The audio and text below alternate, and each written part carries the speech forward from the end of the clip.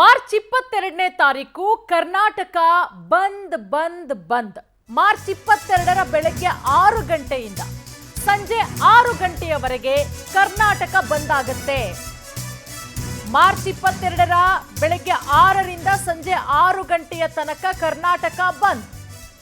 ಬೆಳಗಾವಿಯಲ್ಲಿ ಮರಾಠಿ ಪುಂಡರ ದಬ್ಬಾಳಿಕೆಯನ್ನ ಖಂಡಿಸಿ ಬಂದ್ ಮಾಡುವುದಕ್ಕೆ ನಿರ್ಧಾರವನ್ನ ಮಾಡಿಕೊಳ್ಳಲಾಗಿದೆ. ವಾಟಾಳ್ ನಾಗರಾಜ್ ಅವರು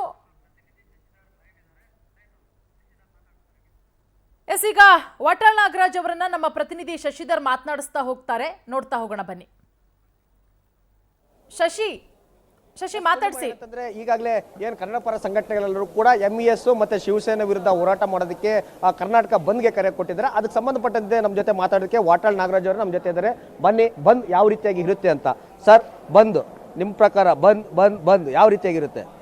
22ನೇ ತಾರೀಕು ಈ ನಾಡಿಗಾಗಿ, ಕನ್ನಡಿಗರಿಗಾಗಿ, ಕನ್ನಡಿಗರ ಸ್ವಾಭಿಮಾನಕ್ಕಾಗಿ ಅಖಂಡ ಕರ್ನಾಟಕ ಬಂದ್.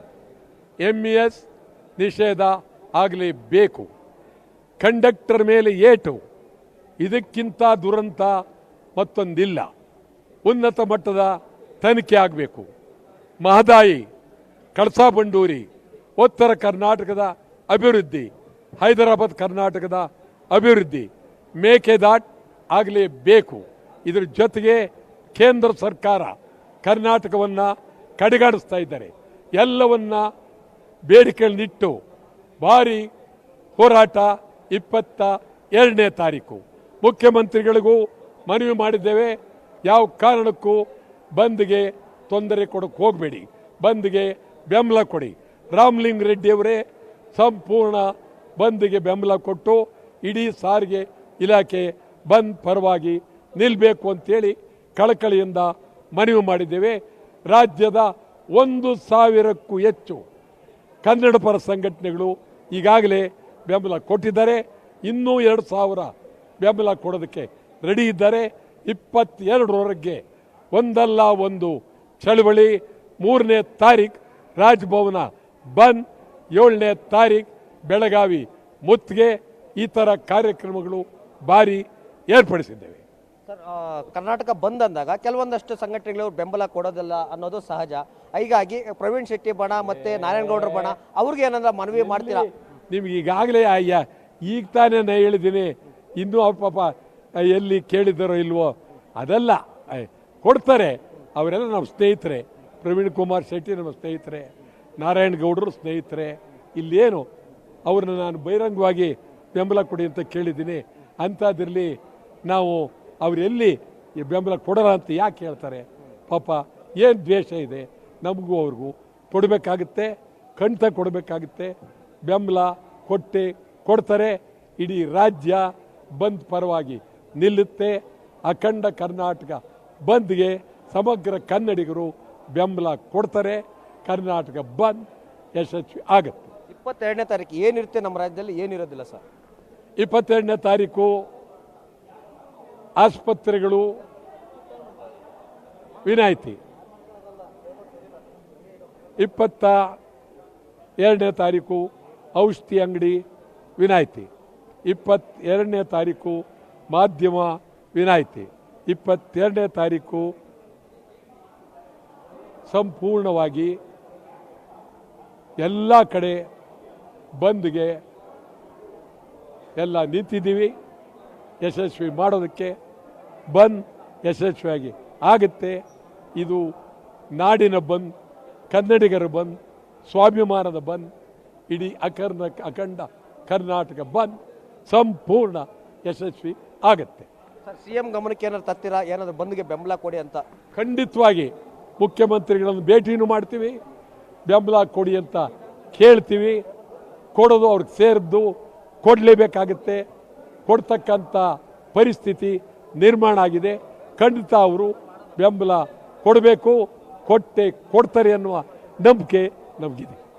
ಪೂರ್ಣಿಮಾ, ಏನಂತಂದ್ರೆ ಕನ್ನಡ ನೆಲ, ಜಲ, ಭಾಷೆ, ಗಡಿ ಅಂತ ವಿಚಾರ ಎಲ್ಲ ಕನ್ನಡ ಪರ ಸಂಘಟನೆಗಳು ಕೂಡ ಒಂದಾಗ್ತಾರೆ. ಶಶಿ, ಹಾಗೆ ಇರಿ ಲೈನಲ್ಲಿ. ಈಗ ವಾಟಾಳ್ ನಾಗರಾಜ್ ಅವ್ರನ್ನ ಕೇಳಿ. ಕನ್ನಡದ ಸ್ಟಾರ್ ನಟರು, ಅದರ ಜೊತೆಗೆ ನಿರ್ದೇಶಕರಾದಂತಹ ರಿಷಬ್ ಶೆಟ್ಟಿ ಅವರು ಶಿವಾಜಿ ಸಿನಿಮಾವನ್ನ ಮಾಡ್ತಾ ಇದ್ದಾರೆ. ಅದರ ಪೋಸ್ಟರ್ಗಳು ಕೂಡ ಈಗಾಗಲೇ ಸಿಕ್ಕಾಪಟ್ಟೆ ವೈರಲ್ ಆಗ್ತಾ ಇದೆ. ಆ ವಿಚಾರದ ಬಗ್ಗೆ ಏನು ಹೇಳ್ತಾರೆ ಕನ್ನಡ ಪರ ಹೋರಾಟಗಾರರಂತಹ ವಾಟಾಳ್ ನಾಗರಾಜ್ ಅವರು? ಅವರ ಒಪಿನಿಯನ್ನ ಕೇಳಿ ಶಶಿ. ಖಂಡಿತ ಸರ್, ಈಗ ಶಿವಾಜಿ ಪಿಕ್ಚರ್ದು ಪೋಸ್ಟರ್ಗಳೆಲ್ಲ ಕೂಡ ವೈರಲ್ ಆಗ್ತಿದೆ. ಅದು ಮರಾಠಿಗರ ಮೇಲೆ ಇಲ್ಲಿಲ್ಲ ಪ್ರಭಾವ ಬೀರುತ್ತೆ. ಅದ್ರ ಬಗ್ಗೆ ತಾವೇನು ಹೇಳ್ತೀರಾ? ಇಲ್ಲ, ನಾನು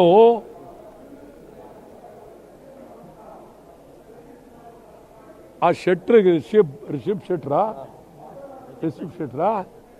ಅವರಿಗೆ ಮನವಿ ಮಾಡಿದ್ದೀನಿ, ಬೇಡ ಶಿವಾಜಿ ಚಿತ್ರ ತೆಗೆದು ಇಲ್ಲಿ ಗೊಂದಲಕ್ಕೆ ಸಿಕ್ಕಬೇಡಿ, ಒಳ್ಳೆಯದಲ್ಲ, ಪರಿಸ್ಥಿತಿ ಇವತ್ತು ತೀರಾ ಸರಿಯಿಲ್ಲ, ನಮ್ಮ ರಾಜ್ಯಕ್ಕೆ ಅನ್ಯಾಯ ಆಗ್ತಾ ಇದೆ ಅಂತ ಹೇಳಿದ್ದೀನಿ. ಅವರು ತೀರ್ಮಾನ ತಗೊಳ್ಳೋದು ಅವ್ರು ಬಿಟ್ಟದ್ದು. ಒಂದು ವೇಳೆ ನಿಮ್ಮ ಕನ್ನಡಿಗರ ಮಾತನ್ನ ಮನವಿಯನ್ನ ಸ್ವೀಕರಿಸದೆ ಒಂದು ವೇಳೆ ಸಿನಿಮಾನ ತೆಗೆದ್ರೆ ವಿರೋಧ ಏನು ಪ್ರೊಟೆಸ್ಟ್ ಏನಾರ ಮಾಡ್ತೀರಾ? ಈಗಲೇ ಅವ್ರು ಏನು ಹೇಳೇ ಇಲ್ವಲ್ಲ ಪಾಪ, ನಾನು ಈಗ ಯಾಕೆ ಮಾತಾಡಲಿ, ಅವ್ರು ಹೇಳಿದ ಮೇಲೆ ಮಾತಾಡೋಣ.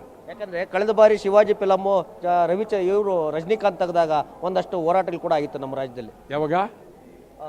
ಇವ್ರದ್ದು ರಜನಿಕಾಂತ್ ಶಿವಾಜಿ ಚಿತ್ರ ಬೈತ ಯಾವಾಗ? ಶಿವಾಜಿ ಅನ್ನುವಂತ 10 ವರ್ಷಗಳಿಂದ ಹೆಸರು ಕರ್ನಾಟಕದಲ್ಲಿ ಶಿವಾಜಿ ಚಿತ್ರ. ಶಶಿ, ಶಿವಾಜಿ ಜೀವನಾಧಾರಿತ ಕತೆ ಸಿನಿಮಾ ಅಲ್ಲ ಅದು. ಶಿವಾಜಿ ಅನ್ನುವಂತ ಹೆಸರು ಕನ್ನಡದಲ್ಲ, ತಮಿಳು ಬಂದಿತ್ತು. ಹಂಗಾಗೋದಿಲ್ಲ, ಅವರು ಒಳ್ಳೇದಲ್ಲ ಇದು. ಖಂಡಿತವಾಗಿ ಆವತ್ತಿನ ಪರಿಸ್ಥಿತಿ, ಚಿತ್ರ ರಿಲೀಸ್ ಆದಮೇಲೆ ಪರಿಸ್ಥಿತಿ ಅವಲೋಕನ ಗೊತ್ತಾಗುತ್ತೆ ಅವತ್ತು. ಓಕೆ ಶಶಿ, ಹಾಗೆ ಮತ್ತೊಂದು ಕಡೆ ನೋಡಿ, ಈಗ ಆಲ್ರೆಡಿ ಕನ್ನಡಿಗರ ಮೇಲೆ, ಕಂಡಕ್ಟರ್ಗಳ ಮೇಲೆ ಗೂಂಡಾಗಿರಿ ವರ್ತನೆಯನ್ನ ಮಾಡಿರೋದು, ಅವ್ರಿಗೆ ಹೊಡೆದಿರೋದು, ಅದರ ಜೊತೆಗೆ ಮಸಿ ಬಳುವಂತ ಕೆಲಸ ಮಾಡಿರೋದು ಮಹಾರಾಷ್ಟ್ರದಲ್ಲಿ. ಈಗ ಕರ್ನಾಟಕ ಬಂದ್ ಮಾಡೋದಕ್ಕೆ ಕನ್ನಡ ಪರ ಸಂಘಟನೆಗಳು ಹೋಗ್ತಾ ಇರೋದು, ಇದು ಕನ್ನಡಿಗರ ಮೇಲೆ ಯಾವ ರೀತಿ ಪರಿಣಾಮ ಬೀರುತ್ತೆ? ನಮಗೆ ಅಲ್ವಾ ಬಂದ್ ಮಾಡಿದ್ರೆ ಲಾಸ್ ಅನ್ನುವಂತಹ ಒಂದಷ್ಟು ಪ್ರಶ್ನೆಗಳು ಈಗ ವ್ಯಕ್ತವಾಗ್ತಾ ಇರೋದು ಶಶಿ.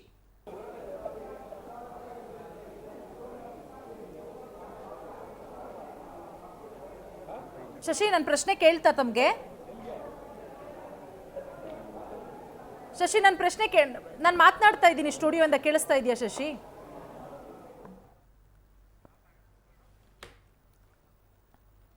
ಓಕೆ, ಮತ್ತೆ ಸಂಪರ್ಕ ಮಾಡೋಣ. ಈಗ ಆಲ್ರೆಡಿ ಕನ್ನಡ ಪರ ಹೋರಾಟಗಾರರಾದಂತಹ ವಾಟಾಳ್ ನಾಗರಾಜ್ ಅವರು ಕೂಡ ಹೇಳ್ತಾ ಇದ್ರು, ಕರ್ನಾಟಕ ಬಂದ್ಗೆ ಈಗ ಆಲ್ರೆಡಿ ಕರೆ ಕೊಡಲಾಗಿದೆ. ಬೆಳಗಾವಿಯಲ್ಲಿ ಮರಾಠಿ ಪುಂಡರ ದಬ್ಬಾಳಿಕೆಯನ್ನ ಖಂಡಿಸಿ ಕರ್ನಾಟಕ ಬಂದ್ಗೆ ಕರೆ ಕೊಡಲಾಗಿದೆ. ವಿವಿಧ ಕನ್ನಡ ಪರ ಸಂಘಟನೆಗಳು ಕೂಡ ನಮ್ಮ ಬಂದ್ಗೆ ಬೆಂಬಲವನ್ನ ಕೊಟ್ಟಿದ್ದಾರೆ. ಹಾಗಾಗಿ ಬಂದ್ ಯಶಸ್ವಿಯಾಗತ್ತೆ.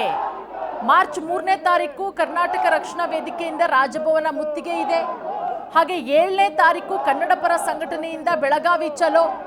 ಮಾರ್ಚ್ 22ನೇ ತಾರೀಕು ಕನ್ನಡ ಪರ ಸಂಘಟನೆಗಳಿಂದ ಕರ್ನಾಟಕ ಬಂದು. ಅಗತ್ಯ ವಸ್ತುಗಳು ಸಿಗುತ್ತೆ ಜನಕ್ಕೆ, ಹಾಸ್ಪಿಟಲ್ಗಳಿದೆ, ಅದನ್ನ ಹೊರತುಪಡಿಸಿ ಕಂಪ್ಲೀಟ್ ಆಗಿ ಎಲ್ಲವನ್ನ ಕೂಡ ನಾವು ಬಂದ್ ಮಾಡ್ತೀವಿ. ಸಿಎಂ ಸಿದ್ದರಾಮಯ್ಯ ಅವರ ಬಳಿ ಕೂಡ ಈ ವಿಚಾರದ ಬಗ್ಗೆ ಮಾತಾಗತ್ತೆ ಅನ್ನುವಂತಹ ವಿಚಾರದ ಬಗ್ಗೆನೂ ಕೂಡ ಹೇಳಿದ್ರು. ಹಾಗಾಗಿ ಕಾದ್ ನೋಡೋಣ. ಮತ್ತೊಂದು ಕಡೆ ರಿಷಬ್ ಶೆಟ್ಟಿ ಅವರ ಮುಂದಿನ ಸಿನಿಮಾ ಶಿವಾಜಿ ಪೋಸ್ಟರ್ಗಳು ಏನು ವೈರಲ್ ಆಗ್ತಾ ಇದೆ, ಆ ವಿಚಾರದ ಬಗ್ಗೆಯೂ ಕೂಡ ನಮ್ಮ ಪ್ರಶ್ನೆಗೆ ಉತ್ತರ ಕೊಟ್ಟಿದ್ದಾರೆ. ನಾವು ರಿಷಬ್ ಶೆಟ್ಟಿ ಅವರ ಬಳಿ ಮಾತನಾಡಿದ್ದೀವಿ. ನೋಡೋಣ, ಮುಂದಿನ ದಿನಗಳಲ್ಲಿ ಇನ್ನೂ ಕೂಡ ಶೂಟಿಂಗ್ ಶುರುವಾಗಿಲ್ಲ. ಸೊ ಆ ಸಿನಿಮಾ ಬಿಡುಗಡೆ ಟೈಮಲ್ಲಿ ನಮ್ಮ ಕನ್ನಡ ಪರ ಹೋರಾಟಗಾರರು ಏನು ಮಾಡಬೇಕು ಅದನ್ನ ಮಾಡ್ತೀವಿ ಅಂತಲೂ ಕೂಡ ಹೇಳಿದ್ದಾರೆ. ಒಟ್ಟಾರೆ ಸಾಲು ಸಾಲು ಬಂದ್ಗೆ ಕನ್ನಡ ಪರ ಹೋರಾಟಗಾರರು ನಿರ್ಧಾರವನ್ನ ಮಾಡಿಕೊಂಡಿರೋದು. ಮಾರ್ಚ್ 3ನೇ ತಾರೀಕಿನಿಂದ ಮಾರ್ಚ್ 22ನೇ ತಾರೀಕಿನವರೆಗೂ ಕೂಡ ಸಾಲು ಸಾಲು ಕರ್ನಾಟಕ ಬಂದ್. ಮತ್ತೊಮ್ಮೆ ಸಂಪರ್ಕಕ್ಕೆ ಸಿಕ್ಕಿದ್ದಾರೆ ನಮ್ಮ ಪ್ರತಿನಿಧಿ ಶಶಿಧರ್. ಶಶಿ, ಈಗ ಆಲ್ರೆಡಿ ಬಂದ ರೂಪುರೇಷೆ ಯಾವ ರೀತಿ ಇರುತ್ತೆ ಅಂತ ಹೇಳಿ ವಾಟಾಳ್ ನಾಗರಾಜ್ ಅವರನ್ನ ಮಾತನಾಡಿಸ್ತಾ ಇದ್ರಿ. ಮತ್ತೊಂದು ಕಡೆ ಈಗ ಕನ್ನಡಿಗರು ಕೇಳ್ತಾ ಇರುವಂತಹ ಪ್ರಶ್ನೆ, ಇಲ್ಲಿ ಮರಾಠಿ ಪುಂಡರ ದಬ್ಬಾಳಿಕೆ, ನಮ್ಮ ಕಂಡಕ್ಟರ್ಗಳ ಮೇಲೆ, ಡ್ರೈವರ್ಗಳ ಮೇಲೆ ಕಪ್ಪು ಮಸಿ ಬಳಿದು ಅವ್ರ ಮೇಲೆ ಹಲ್ಲೆ ಮಾಡಿದ್ದಾರೆ. ಆದರೆ ನಮ್ಮ ಕರ್ನಾಟಕದಲ್ಲಿ ಪ್ರತಿಭಟನೆ ಮಾಡೋದು ಎಷ್ಟು ಮಟ್ಟಿಗೆ ಸರಿ? ಇದು ಜನರ ಮೇಲೆ ಯಾವ ರೀತಿ ಪರಿಣಾಮ ಬೀರುತ್ತೆ? ನಮಗೆ ಅಲ್ವಾ ಬಂದಾದ್ರೆ ಲಾಸ್ ಅಂತ ಹೇಳಿ ಜನ, ಕನ್ನಡಿಗರು ಮಾತನಾಡ್ಕೊಳ್ತಾ ಇರುವಂಥದ್ದು. ಆ ಬಗ್ಗೆ ಪ್ರಶ್ನೆ ಮಾಡಬಹುದಾ ಶಶಿ? ಖಂಡಿತ ಇದನ್ನ ನೇರವಾಗಿ ನಾನು ಹೋರಾಟಗಾರರ ಬಳಿಯೇ ಆದ ಒಂದು ಪ್ರಶ್ನೆಯನ್ನ ಕೇಳುವಂಥ ಪ್ರಯತ್ನ ಕೂಡ ಮಾಡ್ತೀನಿ. ಪೂರ್ಣಿಮಾ ಸರ್, ಈಗ ಮರಾಠಿಗರು ಮಾಡಿರುವಂಥ ಪುಂಡಾಟಿಕೆಯಿಂದ ನಮ್ಮ ಕರ್ನಾಟಕ ಬಂದ್ ಕರೆಯೋದ್ರಿಂದ ನಮ್ಮ ಕನ್ನಡಿಗರಿಗೆ ಎಲ್ಲ ಒಂದು ಕಡೆ ಆರ್ಥಿಕ ನಷ್ಟ ಉಂಟಾಗುತ್ತೆ ಅನ್ನೋದು ಒಂದಷ್ಟು ಜನರ ಪ್ರಶ್ನೆ. ಇದೇ ರೀತಿ ಹೇಳಿ ಹೇಳಿ ಇವತ್ತು ಹೋರಾಟದ ಮೌಲ್ಯತೆ ಸಂಪೂರ್ಣವನ್ನು ಕಳ್ಕೊಂಡಿದೆ. ಅದಲ್ಲದೆ ಹೋರಾಟದ ಮೌಲ್ಯತೆ ಕಳ್ಕೊಂಡಿರೋದಲ್ಲದೆ ಇವತ್ತು ನಮ್ಮ ರಾಜ್ಯವನ್ನು ಸಂಪೂರ್ಣವಾಗಿ ಆವರಿಸ್ಕೊಳ್ತಾ ಇದ್ದಾರೆ ಹೋರಾಟದಿಂದ. ಇವತ್ತು ಸ್ವಾತಂತ್ರ್ಯ ಬಂದಿರೋದು ಹೋರಾಟದಿಂದನೇ ವಿನ ಬೇರೆ ಯಾವುದರಿಂದಲ್ಲ. ಹೋರಾಟದ ಅವಶ್ಯಕತೆ ಇದೆ. ಹೋರಾಟದ ವ್ಯವಸ್ಥೆ ಅವಕಾಶ ಮತ್ತು ಇಲ್ಲ ಅಂತ ಹೇಳಿದರೆ ಹೋರಾಟಗಾರರು ಇಲ್ಲ ಅಂತ ಹೇಳಿದ್ದೆ ಹೌದಾದರೆ ಇವತ್ತು ನಮ್ಮ ದೇಶ ನಮ್ಮ ನಾಡು ಚಿಂದಿ ಚಿಂದಿ ಆಗ್ತಾ ಇತ್ತು. ಇವತ್ತು MES ಪುಂಡ್ರು ಏನು ಪದೇ ಪದೇ ಈ ರೀತಿಯಾಗಿ ಗಲಾಟೆ ಮಾಡ್ತಾ ಇದ್ದವಾಗ ಯಾವ ರಾಜಕಾರಣಿಗಳು ಬಂದಿಲ್ಲ, ಯಾವುದೇ ವ್ಯಕ್ತಿಗಳು ಸಪೋರ್ಟಿಗೆ ಬಂದಿಲ್ಲ. ಬಂದಿದ್ದು ಹೋರಾಟಗಾರರು ಇಲ್ಲ ಅಂತ ಹೇಳಿದ್ದೆ ಹೌದಾದರೆ ಅಲ್ಲಿ ಏನು ಸುಳ್ಳು ದೂರನ್ನು ದಾಖಲು ಮಾಡಿದ್ದ ಅಧಿಕಾರಿ ಅವನ್ನ ಕೂಡ ನೀವು ತೆಗಿಲಿಕ್ಕಾಗ್ತಾ ಇರಲಿಲ್ಲ. ಆದ್ದರಿಂದ ಹೋರಾಟದ ಅವಶ್ಯಕತೆ ಇದೆ, ಬಂದಿನ ಅವಶ್ಯಕತೆ ಕೂಡ ಇದೆ. ಯಾಕಂದರೆ ಹಿಂದೆಲ್ಲ ಬಂದ್ ನಡೀತಾ ಇತ್ತು, ಅವತ್ತು ಆ ಸಮಸ್ಯೆಗಳಿಗೆ ಪರಿಹಾರ ಕಾಣ್ತಾ ಇತ್ತು. ಇವತ್ತು ಒಬ್ಬೊಬ್ಬರು ಜ್ಞಾನಿಗಳಾಗ್ತಾ ಇದ್ದಾರೆ. ಏನಂದರೆ ಹೋರಾಟದಿಂದ ಹಾಗಾಗ್ತದೆ, ಹೋರಾಟದಿಂದ ಹೀಗಾಗ್ತದೆ. ಹೋರಾಟ ಮತ್ತು ಬಂದು ನಡೆಯೋದ್ರಿಂದ ಕಡೆ ಪಕ್ಷ ಏನಾಗಿಲ್ಲ ಅಂತ ಹೇಳಿದ್ರೆ ಸರ್ಕಾರವರು ಎಚ್ಚೆತ್ತುಕೊಳ್ತದೆ, ಅಧಿಕಾರಿಗಳು ಎಚ್ಚೆತ್ತುಕೊಳ್ತಾರೆ, ಸಚಿವರು MLAಗಳು ಎಚ್ಚೆತ್ತುಕೊಳ್ತಾರೆ. ಆದ್ದರಿಂದ ಈ ಬಂದಿನ ಅವಶ್ಯಕತೆ ಇದೆ. ಬಂದ್ ಏನಾದರೂ ಆಗಿಲ್ಲ ಅಂತ ಹೇಳಿದ್ದೆ ಹೌದಾದರೆ ನಾವು ನಮ್ಮ ಹೋರಾಟದ ಸಂಪೂರ್ಣ ಹಕ್ಕನ್ನು ನಾವು ಕಳ್ಕೊಳ್ತೇವೆ, ಹೋರಾಟ ನಿಂತೋಗುತ್ತೆ. ಆದ್ದರಿಂದ ಕರ್ನಾಟಕ ರಾಜ್ಯ ಕಾರ್ಮಿಕ ಪರಿಷತ್ ಏನು ಮಾಡ್ತದೆ ಅಂತ ಹೇಳಿದರೆ ಎಲ್ಲ ಕಾರ್ಮಿಕ ಮುಖಂಡರುಗಳನ್ನು ಒಂದುಗೂಡಿಸಿ ಈಗ 2 ದಿನಗಳಲ್ಲಿ ಸಭೆಯನ್ನು ತೆಗೆದು ಎಲ್ಲರನ್ನೂ ವಿಶ್ವಾಸಕ್ಕೆ ತಗೊಂಡು ಈ ಹೋರಾಟಕ್ಕೆ ನಾವು ಬೆಂಬಲವನ್ನು ನೀಡ್ತೇವೆ. ಓಕೆ ಪೂರ್ಣಿಮಾ, ಇನ್ನು 22ನೇ ತಾರೀಕು ಈ ಒಂದು ಬಂದ್ಗೆ ನಾವು ಕೂಡ ಬೆಂಬಲ ಕೊಡ್ತೀವಿ ಅಂತ ಹೇಳ್ಬಿಟ್ಟು ಆಟೋ ಚಾಲಕರ ಸಂಘಟನೆ ಮುಖಂಡರು ಕೂಡ ನಮ್ಮ ಜೊತೆ ಬಂದಿದ್ದಾರೆ. ಅವರು ಕೂಡ ಕೇಳೋಣ ಬಂದ್ಗೆ ಯಾವ ರೀತಿಯಾಗಿ ಬೆಂಬಲ ಇರುತ್ತೆ ಅಂತ. ಸರ್, ಬಂದ್ಗೆ ಯಾವ ರೀತಿಯಾದ ನಿಮ್ಮ ಬೆಂಬಲ? ಏನು ಕನ್ನಡ ಪರ ಸಂಘಟನೆಗಳು ಒಕ್ಕೂಟವು ಏನು 22ನೇ ತಾರೀಕಿಗೆ ಬಂದ್ ಕರೆ ಕೊಟ್ಟಿದೆ. ಇವತ್ತು ಬೆಳಗಾಮಲ್ಲಿ ಒಬ್ಬ ಚಾಲಕನ ಮೇಲೆ ಹಲ್ಲೆ ಆಗಿರ್ತಕ್ಕಂಥದ್ದು ಇಡೀ ಚಾಲಕ ವರ್ಗ ಖಂಡಿಸ್ತದೆ ಮತ್ತು ಚಾಲಕ ಸಂಘಟನೆಗಳು ಸಹ ಇದನ್ನು ಖಂಡಿಸ್ತದೆ. ಕಾರಣ ಇವತ್ತು ಚಾಲಕರ ಏನು ಒಬ್ಬ ಕಂಡಕ್ಟರ್ ಮೇಲೆ ಅಥವಾ ಡ್ರೈವರ್ಗಳ ಮೇಲೆ ಹಲ್ಲೆ ಮಾಡೋದು ಅಂತಂದರೆ ಬಹುತೇಕ ನಮ್ಮ ಚಾಲಕ ವರ್ಗ ಅದನ್ನು ವಿರೋಧಿಸ್ತದೆ. ಹಾಗಾಗಿ ಇವತ್ತೇನು ಕನ್ನಡ ಪರ ಸಂಘಟನೆಗಳು ಒಕ್ಕೂಟ ಏನು ಬಂದ್ಗೆ ಕರೆ ಕೊಟ್ಟಿದ್ರು 22ನೇ ತಾರೀಕು, ಬಹುತೇಕ ನಮ್ಮ ಎಲ್ಲ ಚಾಲಕ ಸಂಘಟನೆಗಳು ಆಟೋ ಚಾಲಕರಿರ್ಬೋದು, ಟ್ಯಾಕ್ಸಿ ಚಾಲಕರಿರ್ಬೋದು, ಲಾರಿ ಚಾಲಕರು, ಬಸ್ ಚಾಲಕರು ಎಲ್ಲರೂ ನಾವು ಒಟ್ಟಾಗಿ ಒಂದು ಸಭೆಯನ್ನು ಮಾಡಿ ಒಂದು ಪ್ರೆಸ್ ಮೀಟ್ ಮಾಡಿ ನಾವು ಬಹುತೇಕ ಇವರಿಗೆ ಬೆಂಬಲವನ್ನು ಸೂಚಿಸ್ತೀವಿ ಅಂತೇಳಿ ಈ ಸಂದರ್ಭ ಹೇಳಕ್ಕೆ ಇಷ್ಟಪಡ್ತೀನಿ.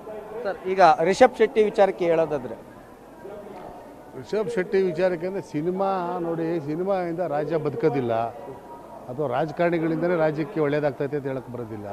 ಪ್ರತಿನಿತ್ಯ ರಸ್ತೆಗೆ ಬಂದು ಬೂಟ್ ಏಟು, ಲಾಠಿ ಏಟು, ಜೈಲು, ಕೇಸ್ ಹಾಕ್ಸ್ಕೊಳ್ಳೋದು ಹೋರಾಟಗಾರರಿಂದಲೇ ಕರ್ನಾಟಕ ಉಳ್ಕೊಂಡಿರ್ತಕ್ಕಂಥದ್ದು.